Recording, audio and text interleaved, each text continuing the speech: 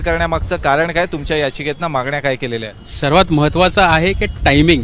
लोकसभेच्या इलेक्शनच्या नंतर हे जे कोलिजनमध्ये आहेत ते तिघडी सरकार आहे, त्यांचा फेल्युअर त्यांना कमीत कमी मतदान भेटलेलं आहे आणि येत्या विधानसभाच्या हे डोक्यासमोर ठेवून त्यांच्या डोळ्यासमोर ठेवून हे योजना आलेली आहे. क्लिअरली एक करप्ट प्रॅक्टिस आहे, हे ब्रायबरी आहे. इलेक्शनच्या टायमाला जेव्हा पैसे वाटप करतात तेव्हा election commission under section 123 of representative of people act या अंतर्गत ऍक्शन घेते.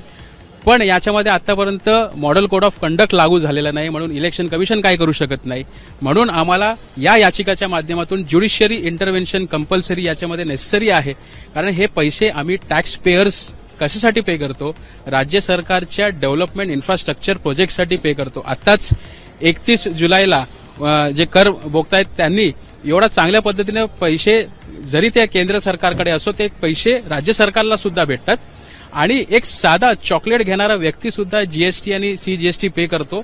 हे या ठेवून इनडायरेक्ट टॅक्सेस पे करतो, रोड टॅक्सेस पे करतो, वेगळ्या पद्धतीनं जीएसटी 28% पर्यंत जीएसटी पे करतो. हे डेव्हलपमेंटसाठी राज्याचे हे असे फुकट पैसे वाटप करायसाठी पे करत नाही. काय सांगते योजनेच्या वर तुमचा आक्षेप कशासाठी आहे? सध्या राज्याची काय आर्थिक परिस्थिती आणि योजनेमार्फत किती आणखीन बोजा सरकारी तिजोरीवर पडू शकतो? या योजनेच्या मार्फत 4600 कोटीचा अजून बोजा हे फक्त लाडकी बहीण खाली, 10,000 कोटी हे लाडका भाऊ खाली आणि राज्य सरकारचं 7.80 लाख करोडचा डेथ आहे ऑलरेडी.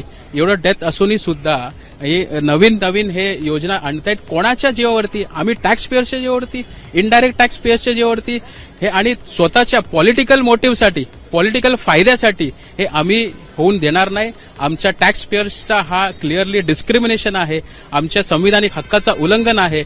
हे राज्य सरकार जेव्हा नवीन बिझनेस हे इथे आणायला देत नाही, बाजूच्या शेजारच्या राज्यामध्ये जे नवीन प्रकल्प आहेत ते तिकडे जातात, त्याला थांबवायला काय करत नाही. बाजूच्या सिल्वासा युनियन टेरिटरीमध्ये ईज ऑफ बिझनेस आहे, तिकडे इलेक्ट्रिसिटी कन्झम्पशनमध्ये सुद्धा बेनिफिट्स दिले जातो.